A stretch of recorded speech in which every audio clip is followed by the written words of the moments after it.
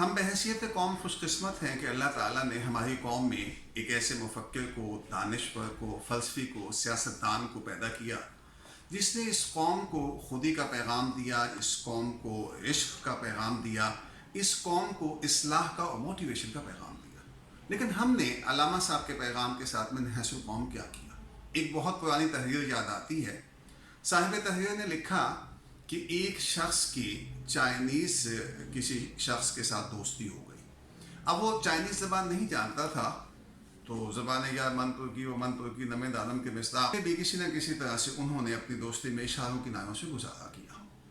ایک دن کسی نے اس شخص کو بتایا کہ آپ کا چائنیز دوست فلاں ہاسپٹل میں بستر مرگ پہ پڑا ہے، آخری سانسیں لے رہا ہے اور آپ کو یاد کر رہا ہے۔ وہ شخص بھاگم بھاگ ہاسپٹل پہنچا، اس کا دوست واقعی بستر مرگ پہ تھا۔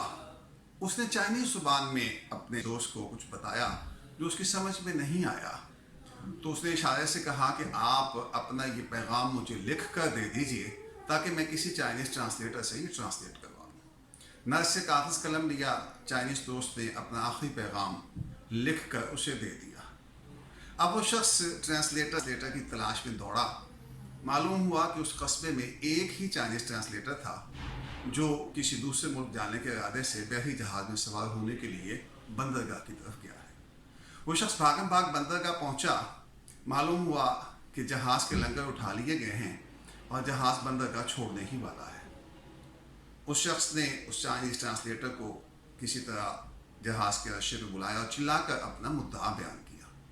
چائنیز ٹرانسلیٹر نے کہا کہ میں آپ کی مدد اسی صورت میں کر سکتا ہوں اگر آپ اس کاغذ کی گولی بنا کر میری طرف پھینک دیجئے، میں اسے پڑھوں گا اور اپنی زبان میں ٹرانسلیٹ کر کے آپ کو بتا دوں گا۔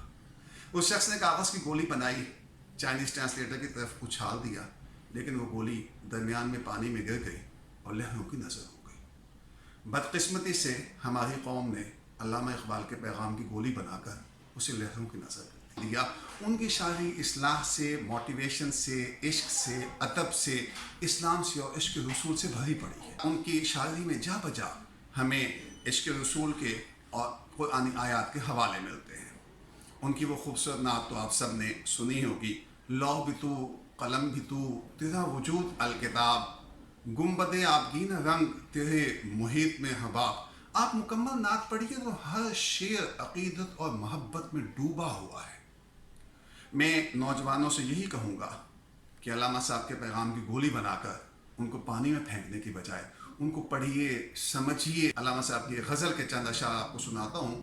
علامہ صاحب فرماتے ہیں، یہ بانگ درا سے ایک غزل ہے ان کی، جنہیں میں ڈھونڈتا تھا آسمانوں میں، زمینوں میں، وہ نکلے میرے ظلمت خانہ دل کے مکینوں میں۔ مہینے وصل کے گھڑیوں کی صورت اڑتے جاتے ہیں، مگر گھڑیاں جدائی کی گزرتی ہیں مہینوں میں۔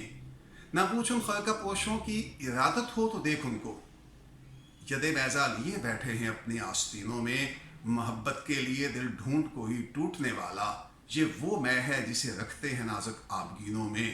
خاموش ہے دل بھری محفل میں چلانا نہیں اچھا، ادب پہلا قرینہ ہے محبت کے قرینوں میں۔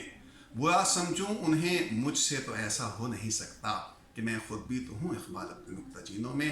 اسی بات کے ساتھ میں اپنا آج کی ویڈیو کا اختتام کرتا ہوں کہ علامہ صاحب کے پیغام کو سمجھیے اور اس پر عمل کرنے کی کوشش کیجیے۔